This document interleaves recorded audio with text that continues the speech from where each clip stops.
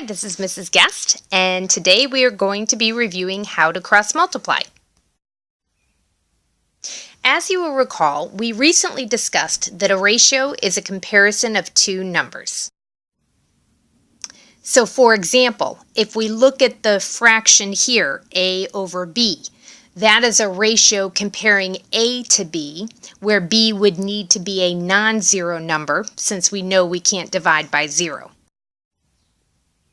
We also discussed that a proportion is two or more ratios that are equal to one another. So for example, a to b is equal to c to d, where d would also have to be non-zero. Proportions have an interesting characteristic in that when you have a proportion, the product of the means will equal the product of the extremes. So what are the extremes? In the example of this proportion that we are referring to, a to b equals c to d, the extremes would be the variables a and d, while the means would be the variables b and c. So when we talk about the product of the extremes, a dot d as a representation of multiplication would be the same as AD side by side. And for the means, b dot c is the same as BC, where the variables are side by side, again representing multiplication. So if we put it all together, if the product of the extremes is equal to the product of the means for a proportion, then for this particular proportion, a to b equals c to d, a times d should be equal to b times c.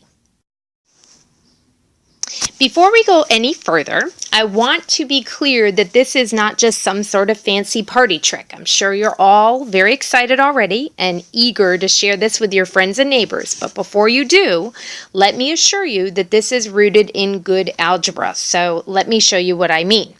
If I take that same equation, a to b equal to c to d. If I want to get rid of the values in my denominators, since that makes it a little bit ugly here, I could very easily accomplish that. I could start by trying to get rid of the b by multiplying by b, or b over 1, same thing. But I would have to do that on the other side of my equation as well, right? Multiply by b, or b over 1. Doing so allows me to cancel out the variable b on the left side of my equation because b over b is just 1.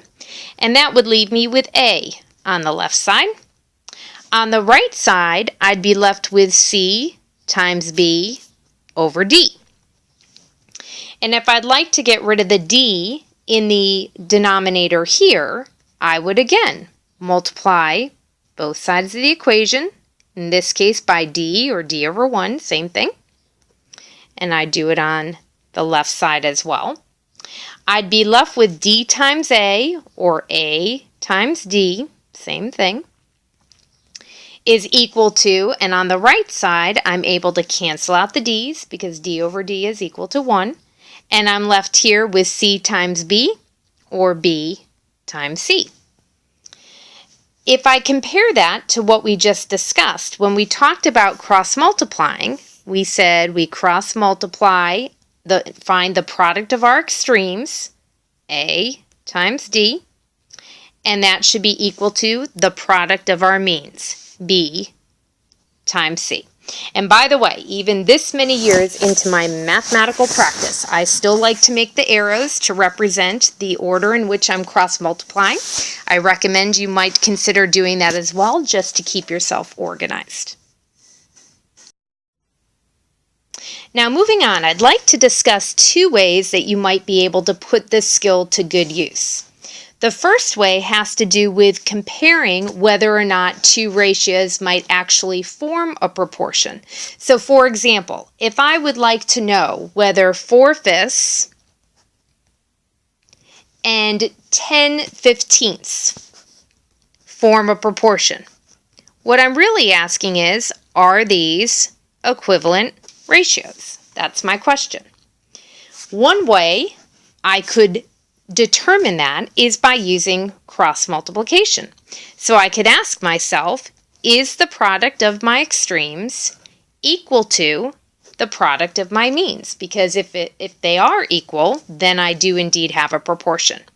So I would look at this and say, well, the product of my extremes would be 4 times 15. And I want to know, is that equal to the product of my means, 5 times 10? Okay, by the way, please excuse some of the poor writing here. I'm practicing with some of the features of Explain Everything, and I think I probably will need to invest in a stylus, so that should improve over time. Now, if I look at the left side, I know 4 times 15, or I can calculate that 4 times 15 is equal to 60. And I'm asking myself, is that equal to 5 times 10? 5 times 10, 50. Okay. Now, the answer is no, those are not equal, so I can get rid of those question marks and replace it with a not equal sign. Since they are not equal, this is not a proportion, and I can determine that these ratios are indeed not equivalent. Okay, so again, I don't love the writing here, but hopefully you're following along with me. Now let's take another example. So let's say I want to know whether 2/3 is equivalent to 8/12. Okay. So again, I would consider perhaps using the cross multiplication skill, because if these are equivalent ratios, then they would form a proportion. If they form a proportion, then the product of the extremes, 2 times 12, should be equal to 3 times 8. And I'm looking to see if indeed they are, because that's my question. All right? So 2 times 12, well, that's 24. 3 times 8, that's 24. And indeed, those are equal. So indeed, we have a proportion. These ratios are equivalent. Okay. Now it's your turn. Go ahead and pause the video and see if you can determine whether 3/5 is equivalent to 75 1/25 and whether 4/7 is equivalent to 52 84. Let's see how you did. For the first one, if we look at the cross multiplication method, we get 3 times 125 for the product of the extremes, and we get 5 times 75, and we want to know whether or not those are equal. 3 times 125, we get 375. 5 times 75, well, let's see, 5 times 5 is 25. 5 times 7 is 35 plus 2, 37. And indeed, they are equal. So this one is yes. Now for the second one, we'll again look at the product of the extremes and the product of the means. The product of the extremes, 4 times 84. We want to know if that is equivalent to 7 times 52. 4 times 84, let's see. We get 336. 7 times 52. We get 364. Those are not equal, and therefore we would have to say no. These are not equivalent ratios because they do not form a proportion. I'd like to highlight another potential application of the cross multiplication skill, as this may prove very useful in our upcoming topics on similar polygons and word problems involving proportions. So let's look at a couple of general cases. Let's say you have two ratios that you know are equal. However, in this case, the numerator of the second ratio is unknown to us. We want to solve for it. Here's an opportunity to apply cross multiplication. There are other tools and other ways we could do this as well, but if we're highlighting the cross multiplication skill, one way we know would be appropriate is to work with the fact that the product of the extremes must be equal to the product of the means. So 2 times 35 must be equal to 5 times x. 2 times 35 is 70. 5x remains on the right side. We're going to divide both sides by 5 to isolate x. And we find x is equal to 14. 70 divided by 5 is 14. Here's another possibility. Maybe we have another proportion, but in this case, let's say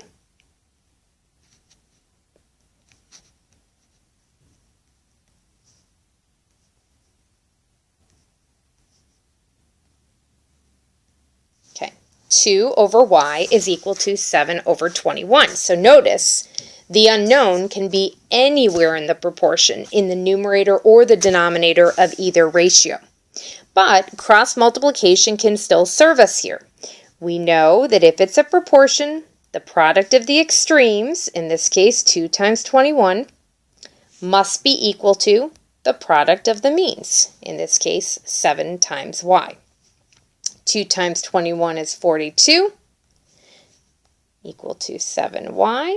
We divide both sides by 7 to isolate y, and we find that y is equal to 6. Okay, and again, we'll discuss a number of more tangible applications of this skill in terms of similar polygons, which we'll be highlighting very shortly, and some real-world applications of proportions very soon. Okay, now it's your turn. Pause the video and see what you can do to solve both of the proportions here. Okay, let's see how we did. If we are using our cross multiplication skill, the product of our extremes, 4 times x, would have to be equal to the product of our means, 3 times 72. Or 4x is equal to 224. And if we divide both sides by 4, and perhaps use our calculator if needed, that's fine, but we should find that x is equal to 6. Okay, over here on the right-hand side, the product of our extremes is y times 72 equal to 9 times 8. Y times 72, that's the same thing as 72y, of course. And that, I know we all can't wait for me to get that stylus, but remember our objective is not to write well with our fingers today. It's to figure out or remind ourselves or learn or practice how to cross multiply. So we get 72y equals 72, and we divide both sides by 72, and we find y is equal to 1.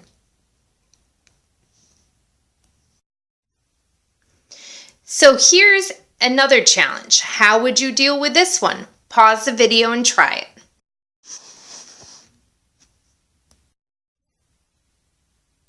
Well, let's see how you did. We've still got two ratios here. 2 to x plus 7 equals 5 to 17. Two ratios that are equal, that's a proportion, so we can use our cross multiplication skill. If we cross multiply, we get 2 times 17 equals 5 times x plus 7. Remember, x plus 7 here represents a number, so we have to treat it as if it is a single number. 2 times 17 is 34. Did you remember to distribute? 5x plus 5 times 7, or 35. Now, to solve this, we have to subtract 35 from both sides.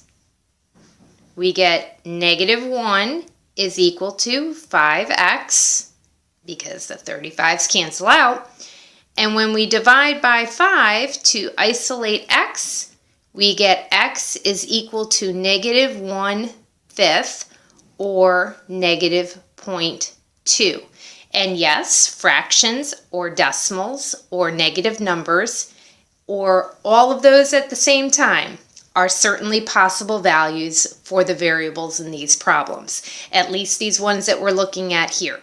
As always, when you look at different situations involving geometry, you'll have to consider whether or not negative numbers make sense given the nature of the problem.